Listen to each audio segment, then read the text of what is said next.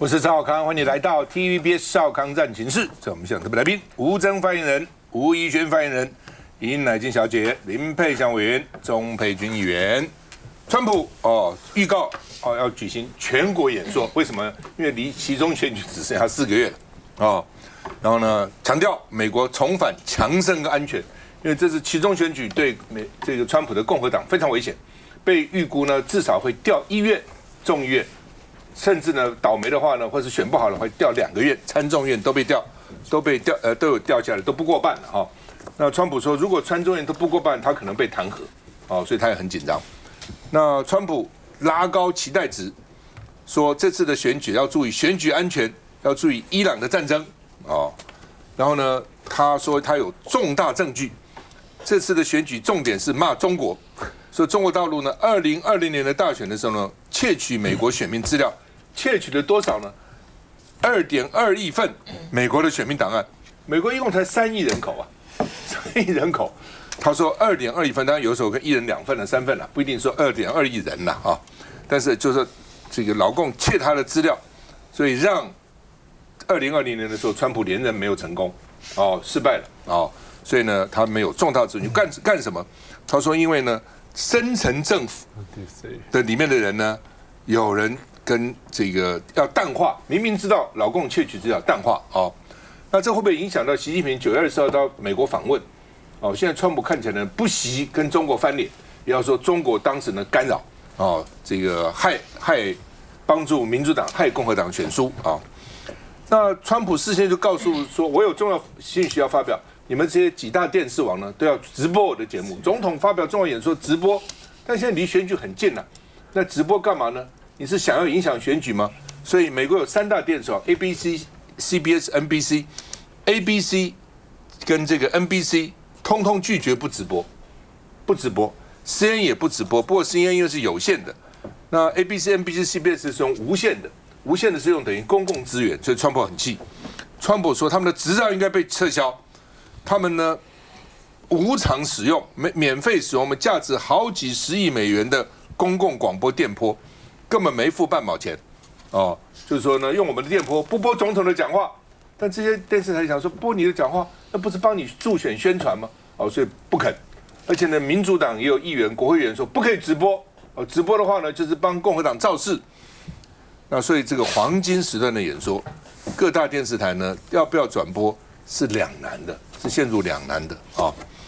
那另外呢，这个选举安全，它是重点是安全，就是老共要干预我们不安全5年以前 CIA 就说查无证据，5年前调查过嘛，也没有发现中国干预的证据了。不过5年以前是拜登在执政，所以那时候拜登执政呢，川普一定认为你拜登执政下的 CIA 当然听你拜登讲话嘛那另外呢，这个有一个他的提词操作员，总统演说的话，有一个在那边这个操控那个提词机啦因为讲很多，因为他记得那么好，要提词，说那个提词机的操作员被白宫开除，因为呢他赚了差不多300万美金了，台币大概9万，美元大概9万了，台币300万，什么意思？就是说他要操作提词，他会先看总统的讲稿总统这样讲，股票可能会涨；国民这样讲，股票可能跌，所以就赶快去提词机，他没有多少钱嘛。他如果他有很多钱的话，哇，他可以赚大钱。他一点点的所以呢薪水不多嘛，所以他赚了9万美金那个川普在卖一个叫 Truth API， 就是说你们如果早几秒看到我的贴文，就可以去炒作股票了，但是要付钱给我，我先给你们，我在脸书上发文，对不对？发文呢，你们看到的时候，那已经大家都看到了。但是我在还没有发表的时候，我先给你，你可以来买这样的话呢，你就可以找有一些消息所以呢，这个言论市场被震撼，这一句话讲了以后呢，当然市场就震撼了，他的言论震撼了市场早几秒可以看到贴文，所以交易商呢要抢先机，就先看总统要讲什么。那川普说呢，对伊朗战事呢，他要夺取这个荷姆斯海峡里面附近的伊哈格岛所以看起来要大干特干。我们看一下。Tonight, I'm announcing the immediate declassification and release of critical intelligence. 时隔3个月，美国总统川普再发表全国演说，重点却不在伊朗战事。Over a period of years, starting during the 2020 election cycle, the People's Republic of China carried out what is believed to be the largest compromise of election data in history, resulting in China's illicit acquisition of 220 million U.S. voter files. 川普突然重提上次选输的2020大选，中共介选严重。他引用 CIA 情报指出，从2018年起，中共动员反美力量，阻止川普连任。The second set of documents we are releasing reveals that members of the deep state, very, very famous group of people, in many cases, in our intelligence agency work to actively suppress and downplay information about the extent of China's sinister election meddling. 这场演说前，美国两大媒体 ABC 与 NBC 新闻已掌握要谈选举舞弊旧案，因此决定不在主频道转播。They and others in the media are part of a plot. They want to continue this fraud for whatever reason. Fraud like this should mean a revocation of their licenses. 另外，川普撤换了原本的读稿机操作员，因为他涉嫌利用职务之便预知川普演讲内容进行内幕下注，不法获利超过270万台币。I spoke with him about it. He believes it's deeply unfortunate and frankly a disgrace. 这名读稿机操作员长期是川普团队成员，还曾被川普公开称赞，如今已被处以无薪行政停职，接受调查。来，佩祥。我会认为说，我们常听过一句话：当国家内部有压力的时候，去对外强硬或对外发起争端，是一个最好去从内部的压力来去解放，变成对外一致的一个做法。所以说，当川普现在一方面又想说中国这方面的中国说窃取这个有关他2020选举的时候的这个选民的资料，还是说现在动不动都是就要说我准备要对伊朗升级。严格讲起来，看起来是外交跟军事上面的行动，但事实上来讲，我比较认为说还剩下109天就要投票了。那川普是有一定程度的焦虑的，尤其是说他假设这一次期中大选不利，他真的很有可能被弹劾，那他可能会是史上第一个，或许会被弹劾成功的总统。那这一点来讲，对他的历史定位是不利的。但是另外一方面，我们也看到，就是说，川普现在为了选举，无所不用其极之外，他把伊朗战事跟中国这件事某个程度上做个连结。也就是说，当初伊朗开始，我们知道说跟伊朗之间的战事是有点降温的时候，是他从北京回来的时候，现在他主动把它挑起来。那我们也知道川普善变的个性，是不是用这一种手段，一方面解除说他内部的压力之外，另外一方面也是更进一步说，北京有些东西如果你不动的话，那我们就不客气了。或许我们看到在台面下有更多的手脚，更多的不同的交易的手段。毕竟来讲，川普的本质是商人，而我刚刚看到说他们的这个翻译官，还是说他的这个读稿官，他比他早几分钟，然后就因为这样子赚了9万块美金，将近300万台币。但是他自己在 Truth API 里面居然说主动说，你们可以来投，你们他可以赚，别人不能赚。没错，朕可以，你不行，只有朕说的行。这样的做法，其实我会有点奇怪的即视感。不必须这样说，我可以这样做，但是别人不行，只有我独家可以。所以我会认为说，川普到目前为止，在他治下的美国，我不敢说乱七八糟，因为美国的本身的实力还是很雄厚。在美国，我们都知道它本身是有很厚的实力，但是我们也都知道，上梁不正下梁歪。当一个领导人他一天到晚做出的事是荒腔走板的时候，尤其是川普，严格讲起来，你身为一个世界第一大国的领导人，你万万不能因为自己的喜好而去做一些大型的动作。我记得没有错，而且老实说，美国最近因为川普的崛起，这种非典型的政治人物，他们的做事风格、行事风格其实越来越奇特。因为我记得没有错的话，当初拜登当选的时候，他是指控说川普后面是俄国人。那川普现在当选了，就直接指控说，哎呀，都是中国惹的祸。所以这边等于是说，某个程度上他们自己的缺陷，美国现在也变成另外一个在民主国家里面一直去做。本来美国是所有民主法治国家的典范，但是慢慢的美国不知道是学哪里的，慢慢这个美国民主法治国家的典范，在他们先例的使用上面越来越变成特例，甚至越来越变成不是一个常态的存在。也就是说，当我们看到川普，刚刚赵先也讲了，美国3亿人口居然有2.2亿的人口居然全部的资讯都外泄，那这种荒腔走板，这种很夸张的言辞，如果真的拿到给所有的这个那个 PBS， 就是所有的这个公共电视台去做传播的时候，其实对于美国的选民，虽然说美国现在越来越多人看的不见得是电视，而是像 TikTok， 而是像甚至连 Facebook 的这个 penetration， 它的渗透率也越来越低，所以我会认为说。在这种情况之下，美国一般的知识分子对于说新闻自由跟公正性他们所的要求，那他们的国会议员还是站在这个很重要的这个应该算是保护传统新闻价值上面。你不觉得美国川普很多招好像跟台湾学的吗？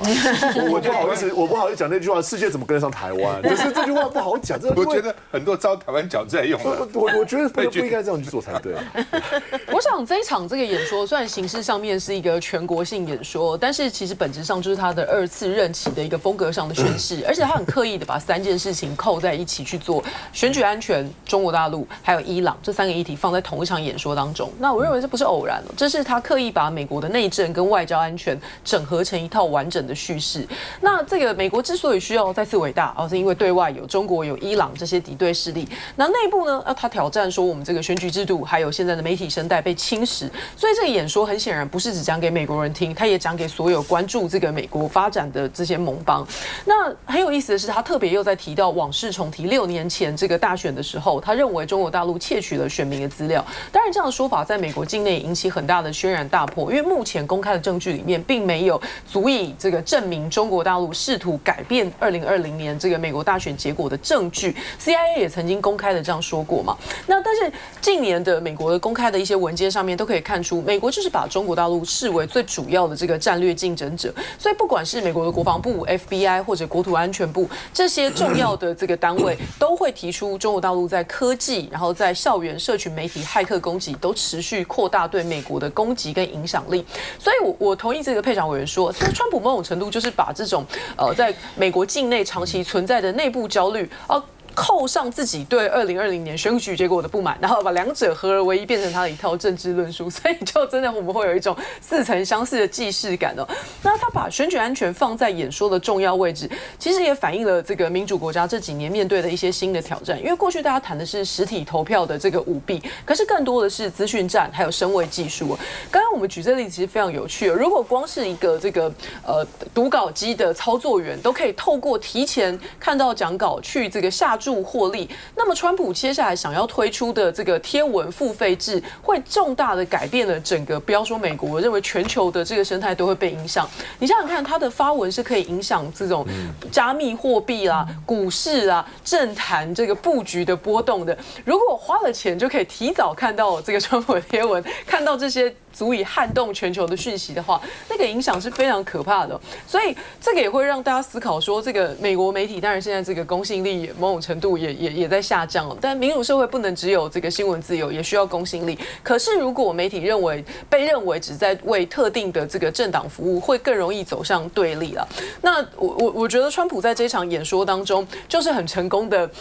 把他的个人需求，然后跟高大上的国安议题做相当程度的链接。那可是又再一次让台湾要反省的是，很显然他就是一个把利益搁在台面上，而且他不讳言，也不害怕让大家知道他就是一个利益导向的人。我们应该要去思考的是，未来从今往后的这个台美关系，在这样子的导向的美国领导人的布局之下，我们手上能够掌握的还有多少？外交部刚刚宣布，我们先买了这样。我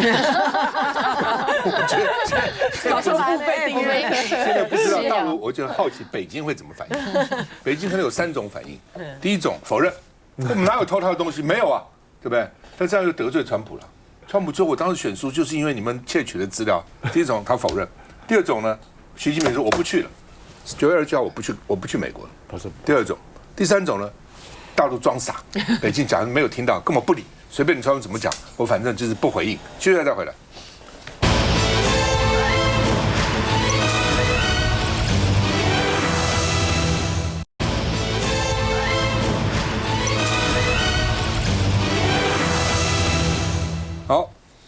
巴布亚纽几内亚，他片面宣布台湾驻巴纽的代表处被关闭了。哦，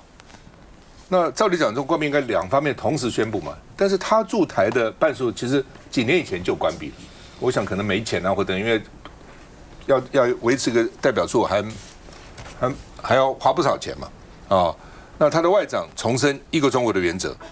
所以说呢，因为我们是支持一个中国，所以关闭台湾驻巴纽的办事处。那我们不承认，他关了我们不承认，我说我们照样运作，为什么呢？反正没有正式外交关系，那你开个门就不当个公司好了嘛？我要运作要是怎样？哦，说我们一年呢买了他120万吨的液化天然气，同时呢，我们提供他医疗的后送，假如说有严重的医疗，我们这个接受。农技团，台湾农技团，给很多国家很多的援助哈，所以呢也牵涉到这些关系啊。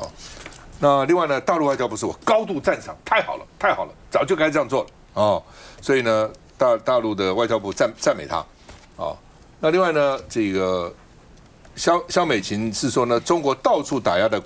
台湾的国际空间啊，是。那另外外交部抗议哦，说你只要先告诉我们嘛。怎么通通没有告诉我们呢？所以我们的驻巴纽代表处会维持运作，继续干哦，不受你影响。好，我们看一下。大洋洲岛国巴布亚纽几内亚外交部长贴出公告，标题写着“巴布亚纽几内亚重申一个中国政策，关闭中华台北经济办事处挂号台湾”，表示中央政府认为这项行政调整对于深化与中华人民共和国之间的互信至关重要。他的脸书贴文更指出，2026年为巴纽与中国建交50周年。中方对此表示高度赞赏，这再次表明，坚持一个中国原则是国际社会人心所向、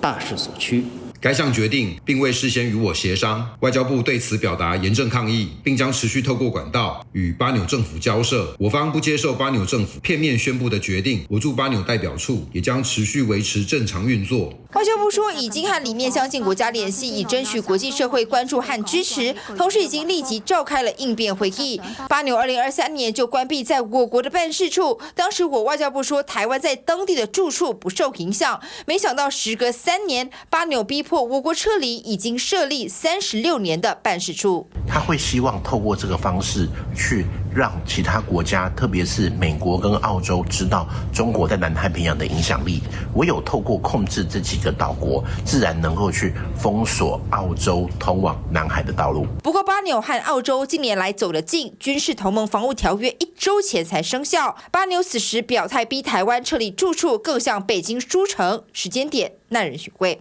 好吧，乃金，你跑过外交哈，到底怎么回事啊？这个巴纽到底怎样？巴纽，而且我们已经透过美国、透过澳洲、澳大利亚，希望能够影响它，但好像不成功。对，所以这个大陆呢，最近对于台湾的这个做法啊，从以前呢就是挖我们的邦交国啊，到现在呢，对于无邦交的这个办事处呢，采取这样的手段。巴纽不是第一个例子，大家还记得之前的南非吗？好，他南非呢就是要求撤离，就是 Pretoria， 就是撤离首都，就是移走哈，转移，他也是无预警的这样子的南非政府这样的宣布哈。我觉得大陆的这样的手段呢，它就是在针对民进党政府。自从蔡英文强调的就是中华民国与中华人民共和国互不隶属，然后呢，赖清德政府呢，他就一再的强化，两岸这个中华人民共和国与中华民国互不隶属这种新两国论的这样的手段呢，采取进一步的去压迫去压缩我们的这个外交空间，连无邦交的国家他都这样子做哈，这当然是要做给这个澳洲跟这个美国看的哈。最重要的就在是说，美国的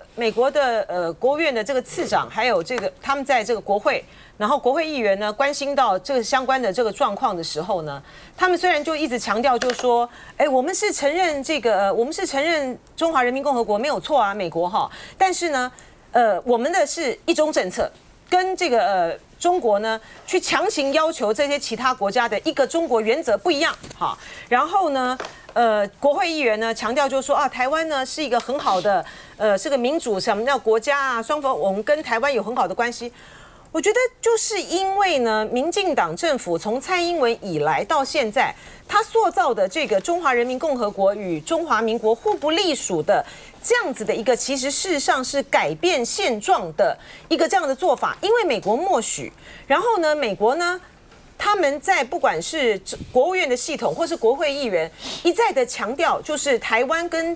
美国呢有坚定的这样的关系，它其实塑造的是一个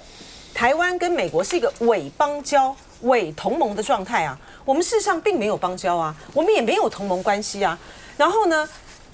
可是呢，他却塑造这样子的一个印象呢，来借由一种国际的声量，要去打击就是中国大陆呢，像采取的这样子的一个强硬的一个做法，但是它事实上不产生效果，它事实上只有一种国际上面的一个声量而已，而且事实上能够听得进美国的这样子的声音的国家也很少啊。澳洲跟这个中国大陆的关系积极的改善之中，然后美国呢，川普总统呢，他现在呢，虽然说今天早上呢发表了那样的一篇的这个演讲，但是事实上呢，是一个最大的一个民主国家的一个笑话。就说我今天身为美国总统，我发表一个这么重要的一个电视演说，两家这个3大电视网 ABC、NBC 都不转播，然后呢，你在这个上面呢夸夸其词的讲这个中国大陆呢介入美国的这个选举，然后美国议员呢就直接跟你打脸说你这个什么窃取什么这个资讯啊，美国的选民的这个公开资讯，它是公开资讯，不用骇客入侵啊，它本来就是公开资讯啊，很多企业买就可以买到啦。而且在川普的这个任内，他的情报的总监就是针对他在说那个2020年他那个总统大选被窃取的时候，他们就提了一份报告，那份报告就说没有证据显示没有证据显示说中国介入这个选举嘛。那川普呢开了这样子的一个记者会，然后两家这个电视台呢不转播，他就说我要撤销你的这个执照所以川普现在已经变成是一个。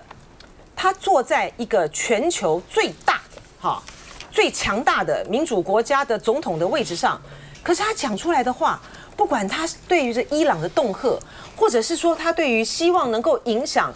美国的这个其中这个选举的选情，能够制造在他一个很危急的状态之下，制造一个扳回来的一个情势，没有人听他说的话。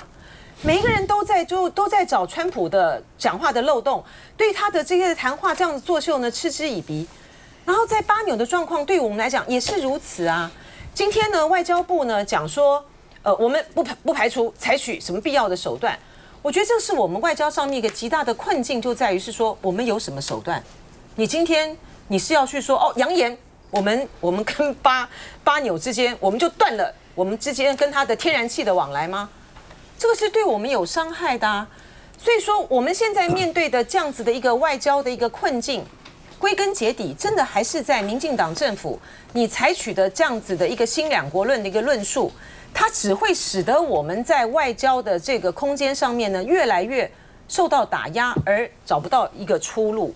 巴纽本来就是一个很困难治理的一个国家它很晚才独立，1975年才独立。它的国家呢，这个境内呢有800多种语言，有部落，对，它有800多种语言。然后呢，它有10几个政党，多少人啊？有1000多万人哦，对，有1000多万人，有10几个政党，所以它的政局非常的不稳定。那换了总理就换来换去，换来换去。对，然后非常的不稳定。然后呢，它不是因为意识形态的问题它完全是真的是治理上面的问题，部落的之间的这个利益啦，然后还有贪腐的问题还有这个军事统治的问题等等这些的相关的因素，它本来就是一个很难治理的一个国家。我们今天外交部就是透过这个媒体放话说，是因为巴纽呢是就受到中国大陆的所谓的债务陷阱啦所以说才会这样子宣布说关闭我们的办事处。但它不是有债务陷阱，它本来一直都有债务的问题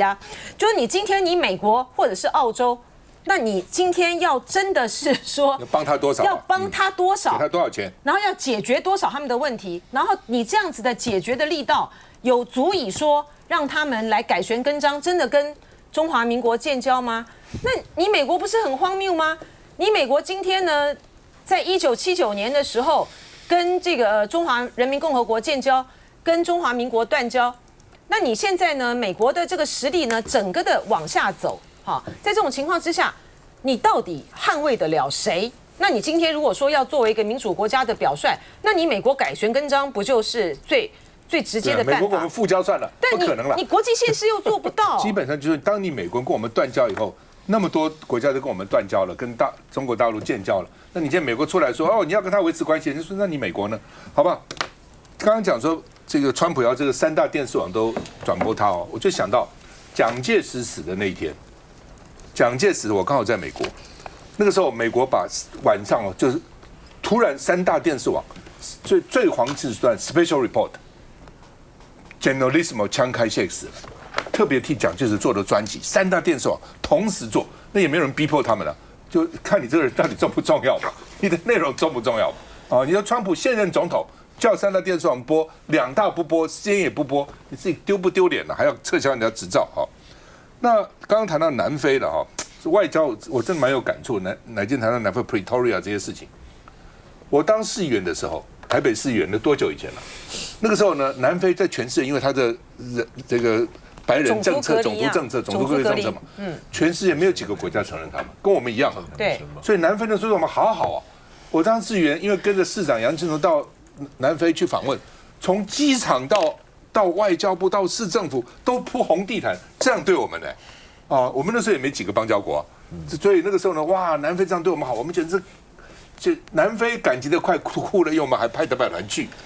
每天晚上都是这个部会首长、那个部会首长呢，这个电视台、那个媒体请我们吃饭这样。南非，后来南非因为大概撤销了种族隔离政策，对，所以是曼德拉上来，所以全世界开始支持他了。我那时候在环保署当署长，南非驻台湾的大使还到环保署来看我，跟我讲说，我们原来这么好的朋友。将来我们可以回联合国了，我们一定帮助你们在联合国讲话。帮我们讲的什么话？什么话？后来南非也没有帮我们讲。国际政治就这样，就是这样，就这么现实。当时因为我们就这么几个，他也就几个朋友，我们这几个朋友，哎呀，2个在那边相濡以沫，哇，彼此呢互相送暖。当他一旦恢复了国际地位后，哪理我们呢？根本不理我们。真的，我现在谈到南非，